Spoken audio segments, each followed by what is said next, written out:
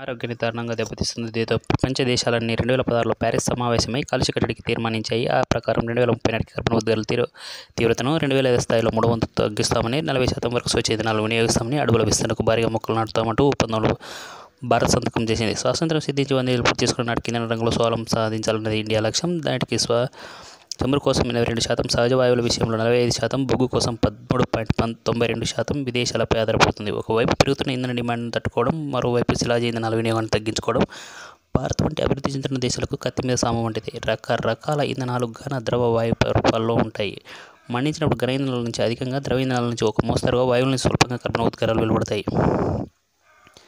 30,700 కోట్ల టన్నుల బొగ్గు నిల్వలతో ప్రపంచం భారత్లో 4వ స్థానాన్ని ఆక్రమిస్తుంది. సుమారు 50 ఏళ్ల పాటు దేశీయ అవసరాలు తీర్చడానికి ఈ నిల్వలు సరిపోతాయి. అయితే ప్యారిస్ వాతావరణ ఒప్పందాన్ని అమలు చేస్తూనే బొగ్గు నిల్వలను సమర్థంగా వినియోగించుకోవడం ఇప్పుడు భారత్ ముందున్న సవాలు. దీనికి మిగిలిన పరిష్కారం కనిపిస్తున్న విధానం బొగ్గును వాయువుగా లేదంటే ద్రవ రూపంలో మార్చుకోవడం.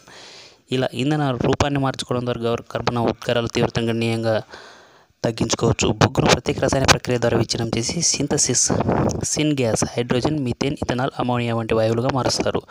బొగ్గు గనులలో బోర్లు వేసి ఆక్సిజన్తో కూడిన నీటిని అధిక ఒత్తిడితో పంపడం ద్వారా బొగ్గు నుంచి వాయువులను వెలికితీస్తారు. ఈ పద్ధతి చాలా కాలంగా అందుబాటులో ఉన్నది. గనుల వద్ద తవ్వకాలు జరిపేటప్పుడు వెలువడే వాయువులను కూడా సంగ్రహించి నిల్వ చేస్తారు. కాకపోతే ఈ పరిణామం తక్కువగా ఉంటుంది. బొగ్గు నుంచి వాయువుల తయారీ కేంద్రాల నుంచి ఉద్గారములు వాతావరణం కలవకుండా కార్బన్ క్యాప్చర్ స్టోరేజ్ టెక్నాలజీలను ఉపయోగపడుతుంది. ఎలాగంటే వాయువు తయారీ సమయంలో ఉద్గారాలను గ్రహించి గొట్టాల ద్వారా సుదీర్ఘ ప్రాంతాలకు భూగర్భంలో వేల అడుగుల దిగువనకు పంపిస్తారు. అత్యధికంగా బొగ్గును మండించే థర్మల్ విద్యుత్ కేంద్రాల దగ్గర కూడా ఈ పద్ధతిని అమలు చేయవచ్చు. అయితే ఇందుకు భారీ మొత్తంలో ఖర్చు అవుతుంది. బొగ్గు నుంచి వాయువును తయారు చేసే మొట్టమొదటి కర్మాగారం 1825లో జర్మనీలో ఏర్పడేది. నేడు ప్రపంచవ్యాప్తంగా 272 ఉన్నాయి. ప్రస్తుతం వీటి ఉత్పత్తి విలువ $618 కోట్ల. 2030 నాటికి అది $1958 కోట్ల చేరుతుందని అంచనా. ప్రస్తుతం బొగ్గు వాయువులు అత్యధికంగా చైనాలో 54% పైగా తయారవుతున్నాయి. ఆ తర్వాత స్థానం అమెరికాది. భారత్లో 1960లో సింద్రి ఎరువుల కర్మాగారంలో బొగ్గును వాయువుగా మార్చే ప్రక్రియను మొదలుపెట్టారు. నేటికి అది నామమాత్రంగానే కొనసాగుతుంది.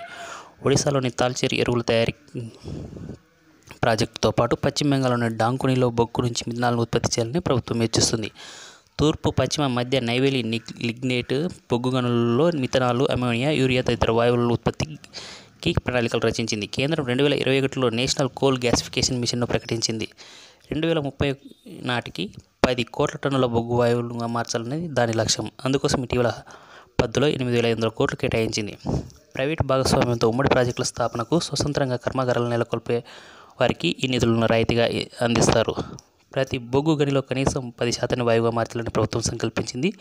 బొగ్గు గనులను ప్రైవేటు సంస్థలకు అప్పగించాలన్న తరుణంలో వాటి నుంచి వాయువులను తయారు చేయడంపై ప్రభుత్వం దృష్టి సారించడం ప్రాధాన్యత సంతరించుకుంది. కేంద్రం బొగ్గు నుంచి అమ్మోనియాను తయారు చేసే కేంద్ర స్థాపన కోసం భారత్ హెవీ ఎలక్ట్రికల్ లిమిటెడ్తో, సిన్ గ్యాస్ తయారీకి గ్యాస్ అథారిటీ ఆఫ్ ఇండియాతోనూ ఒప్పందం కుదుర్చుకుంది. ఇటువంటి ప్రాజెక్టులు ప్రోత్సహించేందుకు కేంద్ర బొగ్గు శాఖ ఇటీవల హైదరాబాద్, ముంబై నగరాల్లో సంబంధిత సంస్థలు, గుర్తిదారులు, పెట్టుబడిదారులతో సదస్సులు నిర్వహించింది. బొగ్గును వాయువులుగా మార్చడంలో కొన్ని అవరోధాలు ఉన్నాయి. సంక్లిష్టమైన సాంకేతికత వల్ల స్థాపన, నిర్వహణ చాలా కష్టతరం అవుతుంది. పైగా పెద్ద మొత్తంలో పెట్టుబడులు అవసరమవుతాయి. దేశీయ బొగ్గులో 35% పైగా బూడిదే ఉంటుంది. ఉత్పత్తి చేసిన వాయువులకు మండే గుణం ఉంటుంది. కాబట్టి వాటిని భద్రంగా నిల్వ చేయడానికి రవాణాకు తగిన మౌలిక సదుపాయాలను సమకూర్చుకోవాలి. వీటన్నిటిని పరిగణలోకి తీసుకుని ప్రభుత్వం మేలైన విధానాలను అనుసరించాలి. బొగ్గు, వాయువుల ఉత్పత్తి కేంద్రాల స్థాపనకు ఆర్థిక ప్రోత్సాహకాలు ఇవ్వడంతో పాటు పన్నులను మినహాయించాలి. ప్రభుత్వ శాఖలను సమన్వయం చేసుకుంటూ పర్యావరణ హితకరమైన రీతిలో ఇంధన స్వావలంబన దిశగా ముందుకు కదలాలి. ప్రపంచవ్యాప్తంగా ఉత్పత్తి అవుతున్న బొగ్గులో 80% థర్మల్ విద్యుత్ కేంద్రాలలో వినియోగం అవుతుంది. బొగ్గును మండించడం వల్ల హానికర కర్బన ఉద్గారాలు వెలువడి వాతావరణం కలుషితమవుతుంది. బొగ్గు నుంచి వివిధ వాయువులను తయారు చేయడం ద్వారా కాలుష్యాన్ని గణనీయంగా కట్టడి చేసే వీలుంది. బొగ్గు వాయువుతో కాలుష్యానికి కోత. ఎన్నో ప్రయోజనాలు. బొగ్గు నుంచి తయారు వాయువులను విద్యుత్ ఉత్పత్తికి, వివిధ రకాల ఎరువులు, పెట్రో రసాయనాలు, అమ్మోనియా తయారీకి వినియోగించవద్దు. తద్వారా దిగుమతి చేసుకునే అవసరం ఉండదు.